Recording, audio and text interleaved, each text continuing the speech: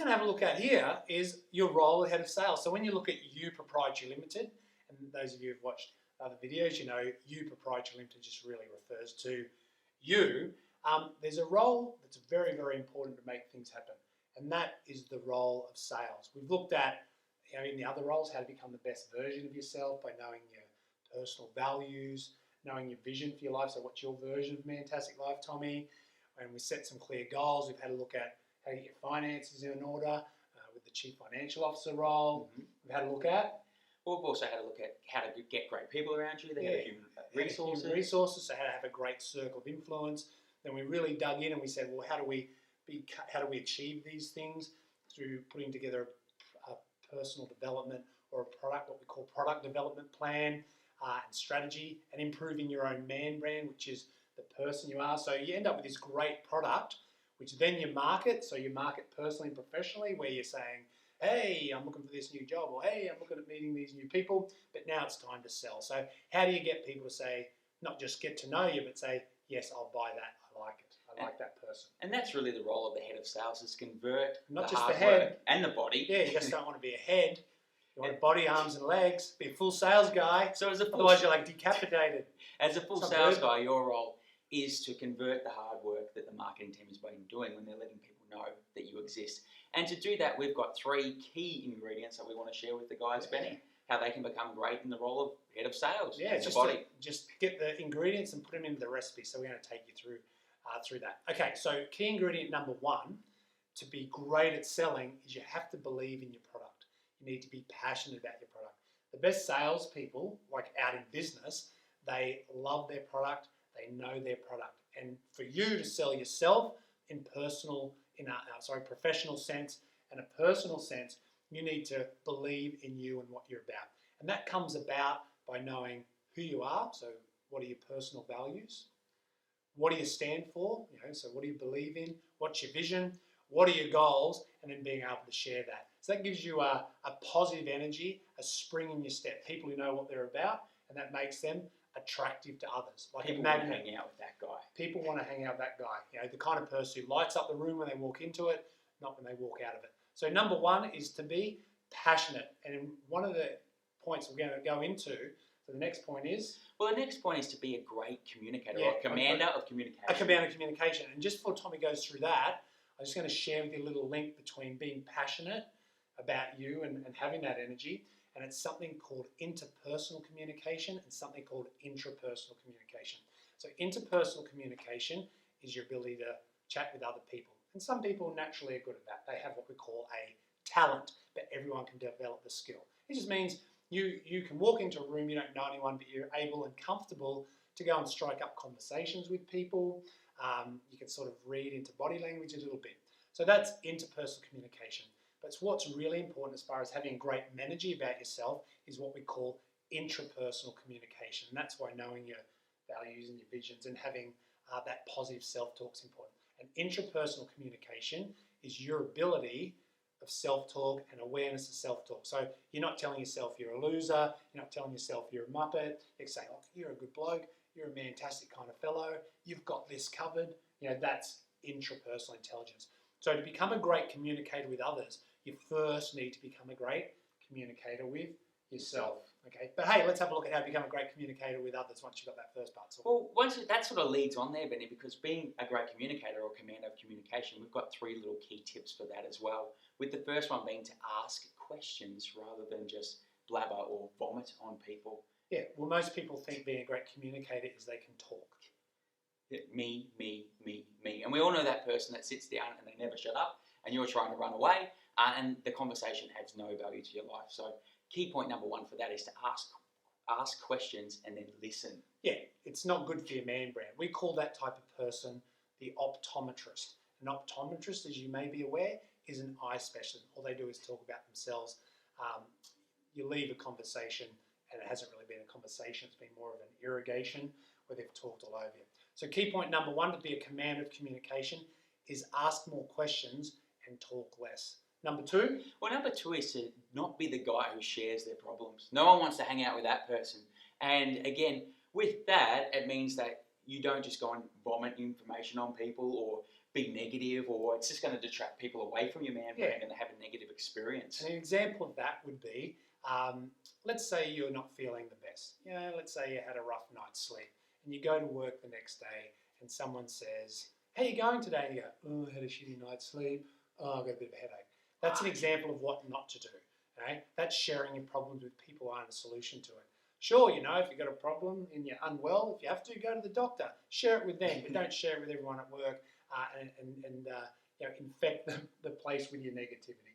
So don't share your problems with people who aren't a solution to them is another point we help you be a command of communication, and it will help you improve your man brand. What's the third one, Tom? Well, the third one, Benny, is that questions are clues. And what we mean by that is that when someone asks you a question, generally it's a clue that they want to be talking about that topic. We always use the example of Bob, who's at work, and he comes in and he says, "Did you have a good weekend, Tommy?" Or "Did you have a good weekend, Benny?"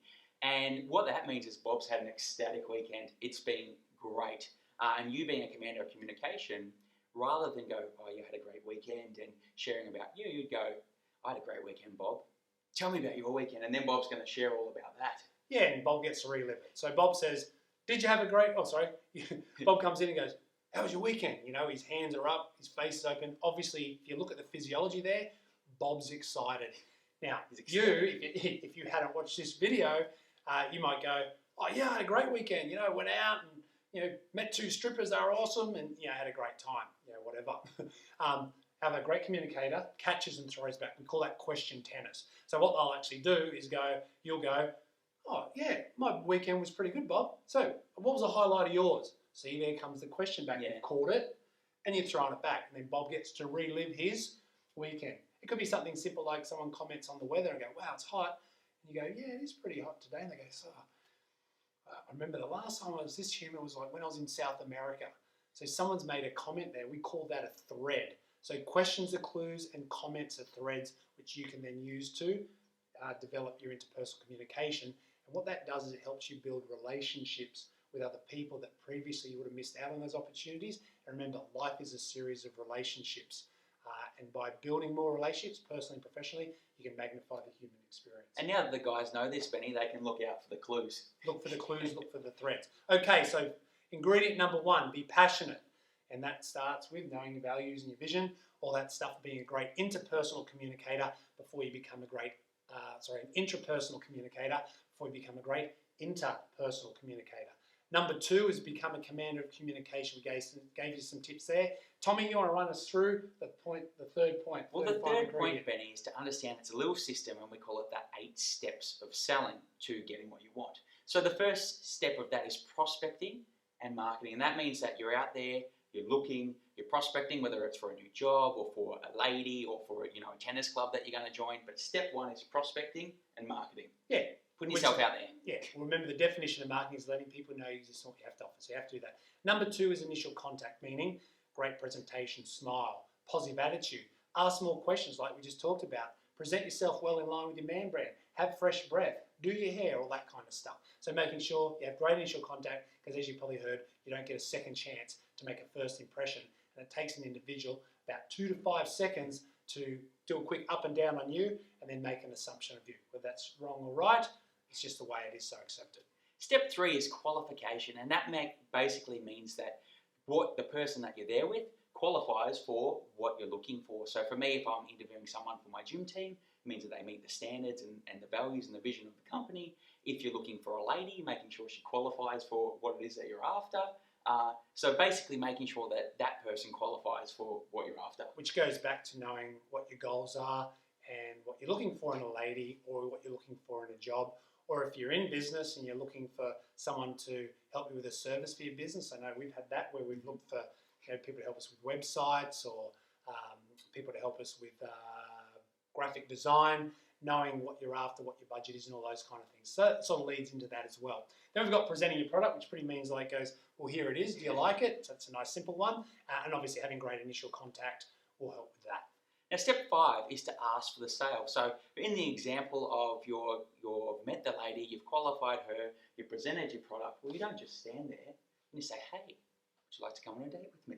Yeah, actually give them something to buy, which is you. So actually ask them to buy the product. Sometimes you might have to handle some objections, Tom. That's right, Benny. They might say no.